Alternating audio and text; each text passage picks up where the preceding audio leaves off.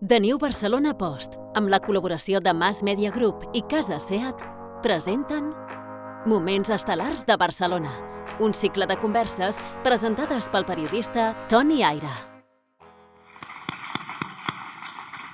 Moltes gràcies, Guillem, moltes gràcies, Sergi, al The New Barcelona Post i a tots els qui avui ens seguiu aquí en directe i també a través del podcast en diferit, a través del YouTube. I moltes gràcies especialment avui als nostres dos convidats que ja us introduïen, la Montse Puig i en Pasqual Batalla. Moltes gràcies per ser-hi i moltes gràcies per intentar apropar-nos una mica a això que ja ara ens parlaven ara en Guillem i en Sergi a propòsit del gaming. Hi ha gent que diu que parlem massa amb anglicismes i en tot cas nosaltres avui el que farem és entendre per què parlem de gaming, en què consisteix quan parlem de gaming, i hi haurà molta gent aquí entre nosaltres, segurament els que ens seguiran, que potser ja ho tenen claríssim, i aleshores els donarem pistes sobre el per què aquí és una indústria, aquesta és una indústria important aquí a casa nostra, i hi ha d'altres que potser els picarem la curiositat de saber què és això i de posar-s'hi. Deia la Montse abans de començar, diu ara farem així la conversa, diu no sé si aquí miraré, si el Pasqual, si a tu, si al públic ja veus que no, perquè miraràs uns focus, no, mira'ls si vols, però en tot cas que sapigueu que des d'aquí veiem bàsicament un tel com de Londres, així com amb una boira, però després sí, després quan obrim el torn de preguntes us veurem a tot. Que sapigueu això, ara jo faré algunes preguntes, ells mantindran la conversa i la portaran també cap a on en saben, però després al final teniu l'oportunitat de preguntar i us animem sempre a fer-ho i aprofitar-ho. Per tant, si us sembla, comencem, Montse, Pasqual, i comencem amb aquesta idea d'ubicació, no? És a dir, en un primer moment, començar per situar-nos al voltant d'ubicar aquesta indústria, no? A quin tipus de negoci estem parlant quan parlem de la indústria del gaming i per què parlem després de Barcelona com a capital del gaming, l'audiència, una certa fotografia de la indústria a nivell de negoci, tipus de jugadors, què representa aquesta indústria a nivell global de casa nostra, però anem per parts. Podríem començar, us sembla, amb aquesta idea d'una certa classificació. Montse, tu ens podries classificar una mica, en certa manera, de què parlem quan parlem dels tipus de jocs vinculats al gaming? Clar que sí. Doncs mira, en primer lloc, abans de començar amb el tipus de jocs, una reflexió és que quan parlem ara de tot aquest món, parlem del món del gaming, no parlem del món dels jocs. O sigui que ja hem fet aquest clic de que gaming ja ens referim a tot el que és online, sense dir e-gaming, sense dir online gaming, però ja sabem que ens referim a això, no? I per mi un dels exemples o experiències que ho simplifica o exemplifica molt bé és que el meu fill, que ara té 17 anys, i un dia estàvem a casa jugant i anàvem a jugar un joc que no era online. De taula? Bueno, al jardí, al pati, saps? I aleshores estàvem començant a jugar i em diu, mama, posem nivells.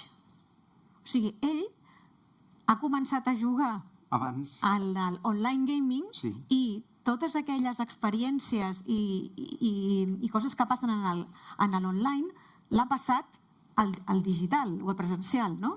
Veu aconseguir posar nivells al jardí? Vam dir, bueno, a veure com ho fem, I pels que no em coneixen, jo ara porto mig any més o menys a Barcelona Partners, que és l'agència d'atracció, d'inversió i de companyies a Barcelona, però abans d'això portava quasi 12 anys al sector del gaming, no? I aleshores, contestant a la pregunta ja més concretament... Això d'una certa classificació, no? Si poguéssim fer-ho, de tipologia. Estem parlant ja del gaming, o sigui, de l'online gaming. Ho deia per deixar a banda la part dels jocs físics. I dintre dels jocs n'hi ha tantíssims, ara en l'online gaming, que els podem classificar de moltes maneres. Una de les maneres de classificar-los és a través de quin tipus de tecnologia o canal hi juguem. Podem jugar als jocs a través d'un ordinador, podem jugar als jocs a través d'un mòbil, a través d'una consola, com la PlayStation, per exemple, i això és un tipus de classificació. Tots coneixem, per exemple, el Fortnite o el Minecraft, que són jocs de consola. Jocs de consola que, malgrat hi ha diferents tipus de plataformes a través de les quals hi podem jugar, cada cop més un joc potser neix en una plataforma i després el desenvolupen en altres plataformes, no? Aleshores, doncs, hi ha jocs que van començar a l'ordinador, després van passar a Facebook, per jugar per Facebook, a mòbil, de consola el Fortnite també el pots jugar al mòbil, etc. I jocs que segur que tots hem jugat al mòbil, per exemple, doncs podrien ser el Candy Crush, la Palabrados, el Solitari i molts altres. Però quines altres coses tenen de diferent uns jocs d'uns altres? Doncs el que, per exemple, anomenem el model de negoci, és a dir, com les empreses que fan aquests jocs guanyen diners amb aquests jocs. Perquè no per tots has de pagar, per exemple. Exacte. L'usuari que juga no per tots ha de pagar. Per què? Perquè a vegades ens posen uns anuncis i aquests anuncis fan que l'empresa que fa el joc cobri cada cop que veiem un anunci. I si nosaltres no volem veure aquells anuncis, doncs segurament ens fan pagar per jugar al joc sense veure anuncis. Una altra manera és el que es diu el model freemium. Freemium, clar, és una barreja entre free i premium. Això què vol dir? Que free vol dir que no s'ha de pagar, és a dir, doncs tenim el joc, per exemple, en el mòbil i ens el descarreguem sense haver de pagar per la descàrrega. Hi ha d'altres que sí, però és freemium, tu no pagues per descarregar-te'l, però després, quan vas jugant al joc, per obtenir més avantatges a l'hora d'evolucionar el joc, doncs segurament has de pagar o per uns poders, o per unes vides, o per tenir uns tipus d'armes o unes coses. Llavors, aquest model és el model freemium, que és un model que ha evolucionat moltíssim. I després tenim la tipologia de quins tipus de jocs juguem. Podem jugar als jocs tradicionals de tota la vida passats en online, podem jugar a jocs que li diem de shooters, de disparar, podem jugar a jocs que són match 3. Match 3 vol dir que has d'aconseguir 3 cosetes iguals, com el Candy Crush, per aconseguir... Per això li diem, els del món dels jocs, li diem match 3, que aquests tenen molt d'èxit. Com el típic 3 en ratlla que era abans, però ara d'altres maneres. Exacte. Doncs aquesta és una dels diferents tipus de classificacions dels tipus de jocs. I n'hi ha moltes altres. També hi ha jocs que pots jugar sense guanyar diners i jocs que li diem de real money gambling, que tu pots jugar i apostar i després guanyar diner real. I tot això també té una regulació molt específica i molt diferent al darrere. La Montse ara ens situava bé amb els tipus de jocs, ens has fet com un mapejat de possibles classificacions. Segur que molts dels que estan aquí o els que estan escoltant segur que ja hi han posat algun nom d'algun d'aquests jocs als quals ells hi juguen, però Pasqual, jo no sé si per introduir ara en aquesta fase, a part dels tipus de joc, tu ens podries indicar també tipologies de jugadors, és a dir, qui juga aquests jocs? Vosaltres coneixeu bé aquest univers, el del gaming, i potser de vegades, com en tots els àmbits, hi ha com un, no sé com dir-ho, prejudici o un estereotip del jugador, però segurament això ha evolucionat, amb el pas del temps, ja no són només els joves amb el joystick, per exemple. Tu ens podries apuntar qui juga a aquests jocs? Hi juga tothom? Bona tarda a tothom, gràcies als assistents. Qui juga? Doncs tenim la idea que hi ha una persona amb el joystick a casa, generalment un públic jove, però la realitat és que a dia d'avui hi ha més de 3 bilions de persones en el món que juguen a videojocs. Més de 3? 3 bilions. Bilions en ve de Barcelona. Sí, dels 7,8 que hi ha en l'actualitat. I, per exemple, a Espanya hi ha més de 30 milions de persones que juguen a videojocs, dels 47 milions que hi ha a Espanya. I més del 50% de les persones que juguen a videojocs són dones. I realment a mi m'agrada pensar m'agrada dir que hi ha videojocs per tot tipus de públic. Hi ha videojocs que són més adients pel públic jove, però hi ha videojocs que són molt encertats per gent més adulta. Llavors, realment, cada persona pot trobar un videojoc que li agradi i que el disfruti, perquè al final els videojocs és la intersecció entre art, tecnologia i entreteniment. I realment juguem als videojocs per entretenir-nos, per passar-nos-ho bé. Llavors, un Candy Crush, que és un joc fet per la companyia King, que té una presència aquí a Barcelona bastant important, doncs té un percentatge de jugadores molt alt en el públic femení. Inclús en un públic bastant adult. El Candy Crush, això. El Candy Crush. Tots tenim el record de la Cèlia Villalobos, no sé si la recordeu, quan era vicepresidenta del Congrés, estava passant l'estona. Ella després va dir que estava jugant a un altre, no recordo quin va dir, però en principi va semblar que era el Candy Crush. Correcte. I el Dragon City, per exemple, que és un joc de Social Point, que és una empresa d'aquí de Barcelona, doncs té un públic molt més jove. Però quan ens fixem en el número de descàrregues que, per exemple, ha fet Dragon City, que és un joc que s'ha fet aquí a casa nostra, doncs portem més de 470 milions de descàrregues, que en número, així en fred, doncs no ens diu molt, però si pensem que això és juntar tota la població d'Estats Units i de Mèxic junts, doncs ja comencem a veure la capacitat que té, en aquest cas, el model de distribució per mòbil, d'arribar a un públic totalment massiu. Sí, és que de fet ens esteu parlant de bilions. Parlaves abans de 3 bilions. Sí. Estem parlant ara de 470 milions de vegades de descàrregues. I són unes dimensions espectaculars, no? És a dir, per qualsevol indústria. Entenc que, si voleu, potser podem anar una miqueta enfocant cap aquí. Jo no sé si podem fer comparativa amb altres indústries, però el fet és que no sé si nosaltres som conscients de la dimensió que té aquesta indústria del gaming, no? Realment, estic molt content que ens dongueu veu com a indústria aquí a casa SEAT, no? Per explicar una mica de què va això, perquè potser la indústria dels videojocs és una gran desconeguda per moltes persones.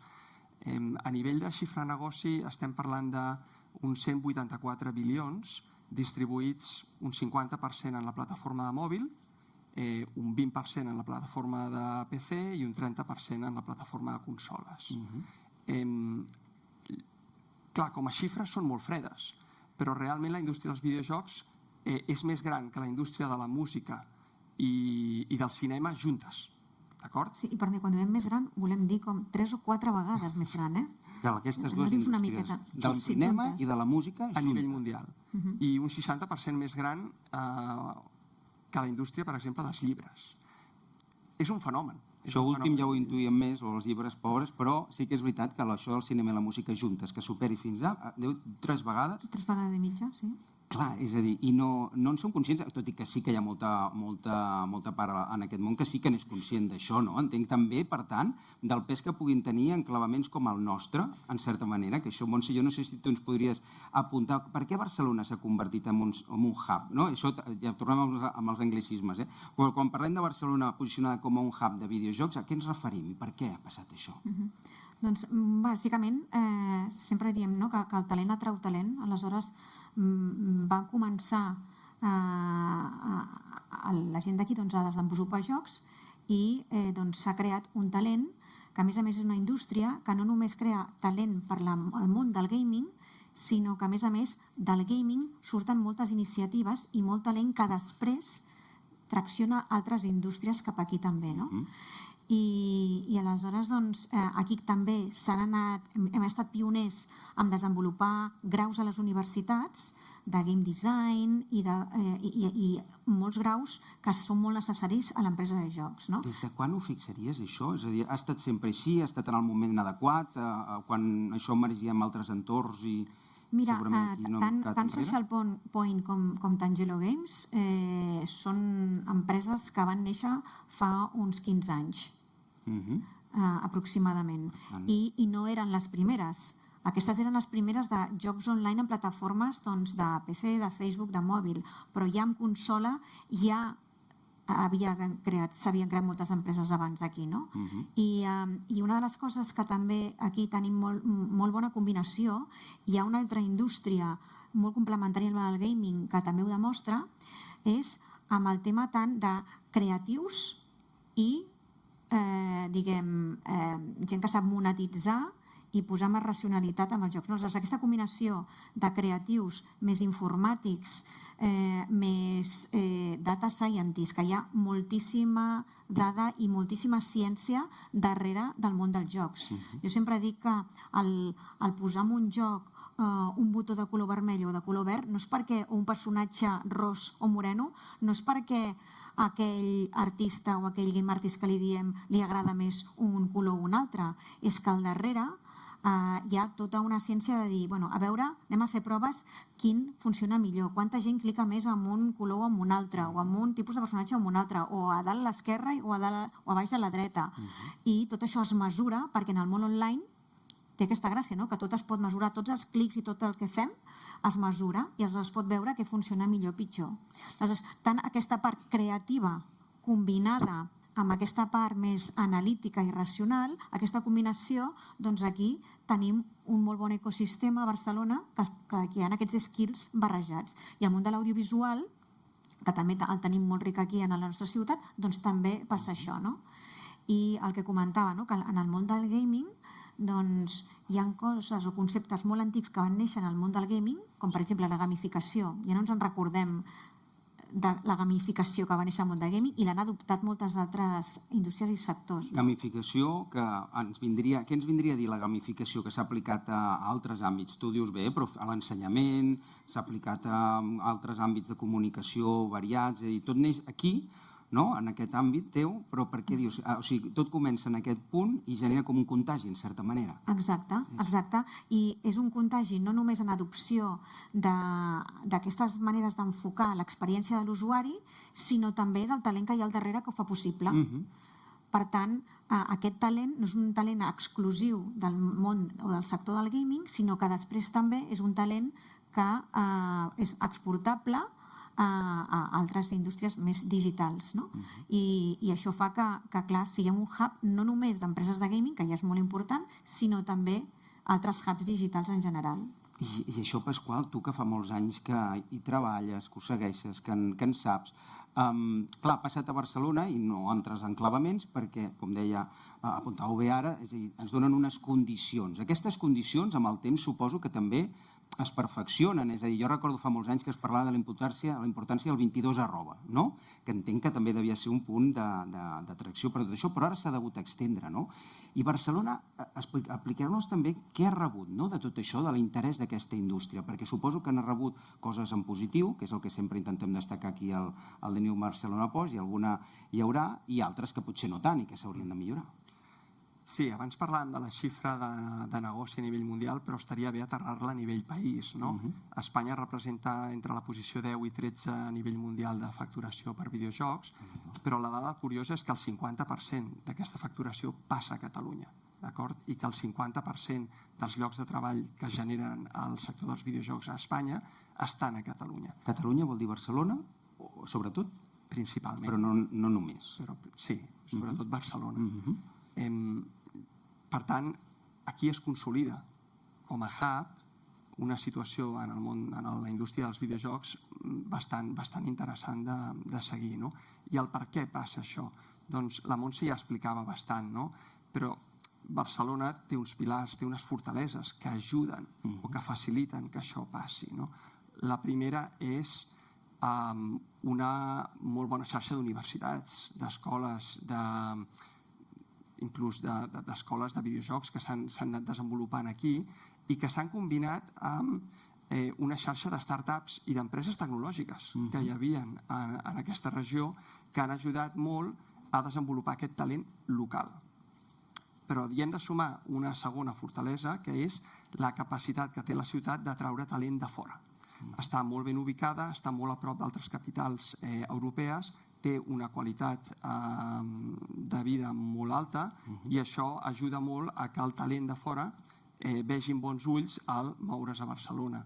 Si afegim que hem ajudat a posicionar Barcelona en el mapa amb el Mobile World Congress, que hem ajudat urbanísticament amb el 22 arroba a establir un hub tecnològic allà, i a més que les institucions i les organitzacions, tant Acció com Barcelona Activa, han ajudat, com el Departament de Cultura, han ajudat molt a impulsar aquest sector, i iniciatives privades com Tanguelo, com Social Point, d'empreses que s'han instal·lat aquí, que han desenvolupat incubadores com Game BCN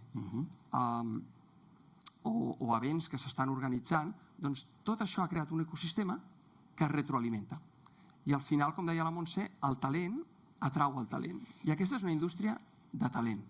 Parlem d'aquest talent, si us sembla, perquè al principi hem parlat de la classificació de la tipologia de jocs, hem parlat també del tipus de gent, o la gent que juga en aquest àmbit, i ens heu donat algunes dades molt interessants. Em sembla recordar que has dit que la major part són dones. En un tipus de joc en concret. Quin era? Sí, 57%, em sembla. Per tant, en alguns guanyen elles. Totalment, perquè hi ha jocs més específics per dones. Que trenca alguns esquemes també. Ara anem a la tipologia, que hi enfocava ara bé el Pasqual. el perfil dels empleats del sector, perquè també potser avui aquí n'hi ha alguns, o potser n'hi ha alguns en potència, o alguns que ens escolten, joves potser, o no tan joves, no sé, això ens ho indicareu ara, que s'hi voldrien dedicar, però no saben segurament, doncs això, com s'hi ha d'accedir, quines són les tasques més demandades. Llavors, potser en aquest sentit, Montse, no sé si tu ens podries parlar d'això. Quan parleu de talent, què és el que es busca d'algú que treballa en aquest àmbit del game? Doncs mira, primer de tot, abans de començar a fer o a dissenyar un joc, primer entra, diguem, l'equip de product marketing, que li diem que primer hem de veure quin tipus de joc es vol fer. I aleshores doncs, analitzen el mercat, analitzen les fortaleses de l'empresa i aquest equip de màrqueting, de producte, doncs analitza quin joc o quin tipus de joc farem. Aleshores diem, farem un joc de shooter, principalment amb una audiència de tal edat o de tal altra, i per tant, doncs, si és una edat o d'una altra, si és femení, si és masculí, si és etc., doncs el look and feel del joc serà un i la manera de jugar i les mecàniques del joc seran unes o unes altres. Aleshores, quan tenim el tipus de joc, entren ja el que més o menys, vaig així una mica ràpid, hi ha moltes fases, però els game designers, aleshores comencen a dissenyar el joc. I dissenyar el joc no és encara dibuixar-lo i pintar-lo, sinó que és dir, aquest joc, doncs, quin recorregut l'usuari farà, com serà, quines mecàniques de joc farem, aleshores dissenyen com serà el joc. Després, un cop tenen el joc dissenyat, conceptualment, aleshores entren els game artists. I perdona, en aquesta primera fase, aquests que han de dissenyar, és a dir, que el recorregut que tindria, quin tipus de professionals estem parlant? Són el que nosaltres anomenem game designers, sobretot, o product managers. Per tant, són informàtics, sobretot, o quin perfil seria? No seria més... Ara mateix ja hi ha graus de game designers. Específics. Sí, específics. En el marc de quin tipus de... Graus universitaris. Aquí a Catalunya en tenim uns quants, que són game designers. Evidentment, no tenim tot game designers de formació, però sí que gent que tingui una mentalitat de saber als usuaris què els hi agrada i quines són aquelles coses on poses la barrera de pagament, si faràs un match 3 o faràs un altre tipus de joc. Però és que això és importantíssim el que estàs dient per entendre les dimensions de tot el que estem parlant. Abans posàveu xifres dels milions, bilions de descàrregues, de gent que hi participa, etc. I clar, potser ara en un primer moment, amb un xoc una mica cultural, algú diria, ostres, un grau només d'això? Però clar, és que no és només d'això, és a dir, és d'una sèrie de gent, d'uns professionals que hauran de gestionar o participar amb la gestió o una part de la gestió d'un negoci bilions d'usuaris a tot el món. Per tant, sí, allò típic que es preocupen les mares, això tindrà sortida? Doncs sí, segurament sí que en té. Sí. Després entren això, els game artists, que són els que dibuixen el joc. I després venen els programadors, que ja comencen a programar.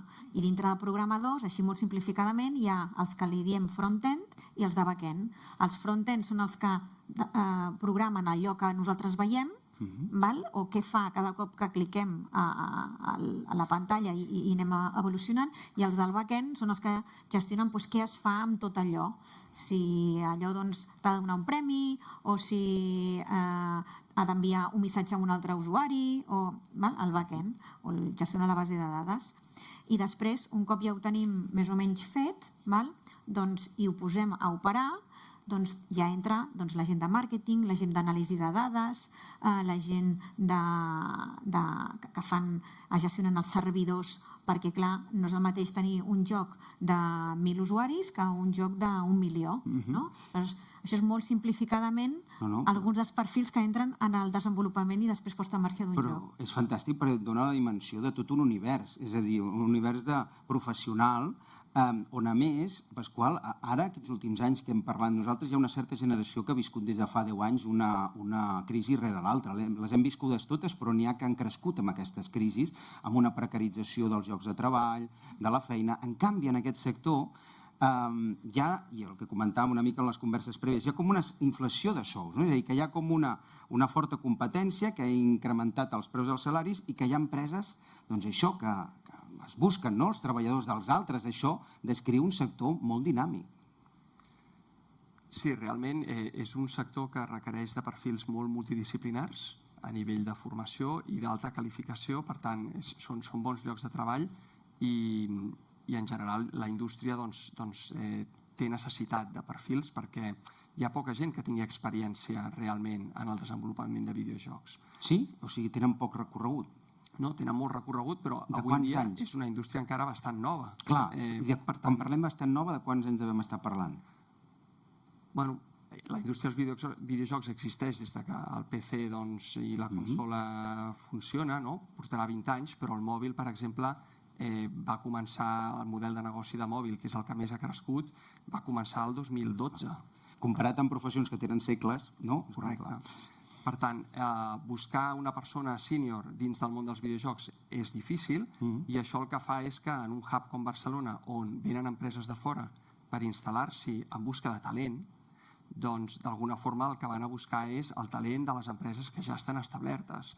D'aquí una mica la feina que hem de fer és seguir formant talent, seguint expandint la base, seguint convencent els pares de que estudiar i formar-se en videojocs té futur, perquè d'aquesta forma puguem eixamplar una mica la base de professionals que hi ha i en vez de treure'ns una mica el talent entre els uns i els altres, o captar talent de fora que vingui cap aquí o desenvolupar-ne més internament. A més a més... Sí, jo també voldria afegir amb això que, a part del que és el salari en si, la indústria dels videojocs ha estat una indústria que també s'ha creat molt a base d'emprenedors que han tingut una idea de joc i després ha sigut exitosa i l'han adquirit o han format part d'una empresa més gran, no? Aleshores, hi ha hagut una, consolidació i molta activitat de M&A, d'adquisicions, de fusions, etc., dintre del sector, que això també ha fet que aquesta inflació de salaris, però no només amb els salaris, sinó que fos una indústria bastant atractiva perquè els inversors han invertit molt i quan un inversor inverteix és per després vendre després d'uns anys això, no? I aleshores els empleats d'aquestes indústries també s'han beneficiat de totes aquestes vendes i amb uns incentius específics amb el que normalment coneixem tipus stock options o temes d'aquests, no? Aleshores també ha estat una indústria atractiva però també molt intensa perquè has d'entregar resultats en un període molt curt de temps però tothom alhora molt implicat amb tot això, no? Aleshores els equips normalment són equips que treballen molt intensament per aconseguir aquests resultats. Tu deies un adjectiu que era atractiu, fer-ho atractiu, no? Una indústria atractiva. Explico l'anècdota personal, però ara, com que en Pasqual parlava una mica del recorregut de fa 20 anys, de fa 30, jo, ara em delataré una mica l'edat que tinc, però jo quan vaig començar a treballar amb els primers ordinadors al col·le, eren d'aquells de pantalla negra amb lletres verdes, que només de pensar-hi ja m'agafava un calfred. És a dir, quan havíem d'anar a classe d'informàtica era molt avorrit allò. I ara, jo no sé si vosaltres sou aficionats al cine, a l'Indiana Jones, si l'heu vist alguna de l'Indiana Jones, sabeu que treuen una nova, no ara? Doncs clar, l'Indiana Jones ja va camí de 40 anys, també. I ara fa poc, amb motiu de la nova pel·lícula, mostraven els primers videojocs que van fer de l'Indiana Jones, que comparats amb els de Star Wars, també estem parlant d'aquests fa 40 anys, clar, no tenien color, és a dir, eren molt menys atractius, perquè Star Wars com a mínim tenia les naus que anaven disparant, no?, els marcianets, en canvi l'altre era un dibuix molt inquietant d'un senyor amb un barret i un fuet, però que no... Era el MS2 o estil MS2, no?, aquella pantalla negra, que realment no es feia tan atractiu. En canvi, ara el grau de perfeccionament del videojoc deu ser a nivell d'imatge espectacular i poc resistible per segons quines generacions, no? Sí, i això és una cosa que a més anirà a més. Més? Perquè, per exemple, amb el mòbil, les capacitats que teníem en un mòbil fa 15 anys i les que tenim ara, doncs han anat millorant molt i ho seguiran fent. La capacitat de processament, la capacitat d'imatge que tindrà aquest producte, doncs anirà a més, amb la qual cada vegada tindràs la capacitat de donar experiències millors. I el mateix passarà amb la consola i amb el PC. Per tant, l'experiència pensem que encara seguirà desenvolupant-se. I quan l'experiència s'ha de desenvolupar, es pot fer en enclavaments com Barcelona, entenc, no? Tots aquests equips que tu deies, hi haurà gent que a part del recorregut, a part del dibuix, a part de tot plegat, està pensant també en els suports tecnològics. Ara veiem fa uns dies també Apple, no?, que anunciava aquestes noves ulleres que ja evolucionen en certa manera, unes altres una mica més ortopèdiques que veiem fa algun temps que diu qui suposarà això, no? Però tard o d'hora tot això s'anirà fent molt pràctic, no? Sí. I ara una de les noves tendències, clar, és que és el que dèiem, no? Vam pensar de jugar amb uns Spectrums i coses d'aquestes, no? Que moltes de les generacions no saben el que és. Ja et dic, passant per l'ordinador, per Facebook, per mòbil, per consola, i ara les noves tendències són en plataformes de live streaming, com Twitch, com Twitch. I aleshores aquestes plataformes ja no és només la plataforma, sinó que a més, una de les coses que també ara està en molt tendència és que l'audiència pot modificar la mecànica del joc. I l'audiència, o sigui, el que està mirant com juguen els especialistes, pot modificar les regles del joc. Com? Doncs online, tu dius, ara vull que passi això, ara vull que passi l'altre. Si la majoria votem que passi això, doncs es modifica. Aleshores, clar, també tot el desenvolupament s'ha d'adaptar a que això passi. I això és una de les altres coses, conjuntament, per exemple, amb el tema del metavers, que també és un tema que comença en aquesta indústria i segur que això s'ha d'adoptar per altres indústries, no? El poder anar canviant en temps real el que va passant i com vull que passi. Que està molt bé això que diu la Montse, però és real, és a dir, també és veritat que la despuntada del món del gaming també ha portat a que tinguin una notorietat uns personatges que fa uns anys no coneixíem, que eren els gamers, no? I n'hi ha que és això, és que ja no és que siguin milionaris, és que són veritables ídols de masses, i suposo que això, tu que coneixes bé aquest àmbit, Pasqual, no sé si això entenc que arrossega moltes audiències, genera un efecte mirall, no sé si li veus també alguna contrapart, en certa manera, o el fenomen del gamer, que a més molts d'ells estan, per exemple, en l'origen d'altres formats nous que es creen, és a dir, hem vist aquí moltes vegades, hem parlat de la Kings League, per exemple, amb alguns dels protagonistes. O sigui, això és una roda que sabem més o menys com ha començat, però no sabem com anirà els propers temps, no? Sí, anirà evolucionant i tots hem vist que les audiències es van movent en plataformes diferents. Quan jo era petit, doncs, tots veiem la televisió i tots veiem el mateix anunci, no? Des de que hem començat en el món online, les noves generacions consumeixen menys televisió i consumeixen més canals de Twitch, per exemple. I allà és on les empreses van a buscar les noves audiències, i en el cas de fer un joc per aquest tipus d'audiència, doncs intentes anar-los a buscar allà on estan, i estan amb els influencers, i estan amb la gent que d'alguna forma lideren aquest tipus de comunicació i de fenomen. Ens passa com sempre, perquè ens anem escalfant, surten molts temes, anem fent links i és fantàstic, perquè crec que fem un bon retrat, però hem d'anar acabant, abans no passem la paraula a les preguntes de l'audiència, del públic que tenim avui aquí. Aneu preparant, no tingueu por, que sempre ens passa això, que sempre costa la primera, però és interessant, i a més avui els dos convidats juguen moltíssim, mai millor dit. El cas és, acabem una mica enfilant cap a aquesta mirada de futur que dèiem ara, no? És a dir, també des de Barcelona, com a capital del gaming que deien, tu, Montse, des de Barcelona amb Partners us centreu en atraure això, empreses, empreses al talent, negoci, inversió. Parla'ns una miqueta de noves inversions a la vista en l'àmbit del que estem parlant, del gaming, i també, en certa manera, quines condicions té Barcelona, o té Barcelona per seguir-ho fent, i quines potser hauria de millorar. Que sempre aquí ens posem uns deures en clau de millora, és a dir, mirada positiva, però, home, sabem que no som els millors del món, segurament, o sí, en algunes coses sí, però que sempre pots millorar, i ho tens exemples, referents. Sí. Doncs mira, nosaltres des de Barcelona en Partners, que ja et dic, som molt jovenets com a iniciativa, doncs en aquest temps, de fet, el món del gaming no vam identificar-lo per començar-lo a treure des del principi de Barcelona en Partners, però sí des de fa 4 o 5 mesos. I en aquests 4 o 5 mesos... Molt recent, per tant. Sí, doncs nosaltres hem començat a targetejar companyies de gaming i hem portat aquí, de les 12 iniciatives que hem portat, doncs 2 són del món del gaming i encara n'hi ha... Aquestes estan confirmades, i hi ha algunes altres que no estan confirmades. Però no és només els que traiem nosaltres, sinó també d'altres companyies de gaming que ja estan venint també. i bàsicament doncs, pel que venen és pel talent. Aquest és el punt número 1. Aleshores, una de les coses que a nosaltres també ens agrada atraure és no només atraure companyies que volen el talent per desenvolupar el que pensen o ideen a altres llocs, sinó que volem que aquí hi hagi els centres de decisió. Aleshores, un d'aquests és el nostre repte, portar aquí companyies ja amb el seu headquarters, amb la capa de persones que decideixen el que es fa i que la propietat intel·lectual del que es fa estigui aquí i resideixi aquí. I que cada cop més la gent d'aquí creï aquest valor, que és quan realment resideix aquí el valor i valgui la redundància. Aleshores, cada cop també veiem més companyies o intentem atraure més companyies que portin aquí, ja et dic, els seus headquarters.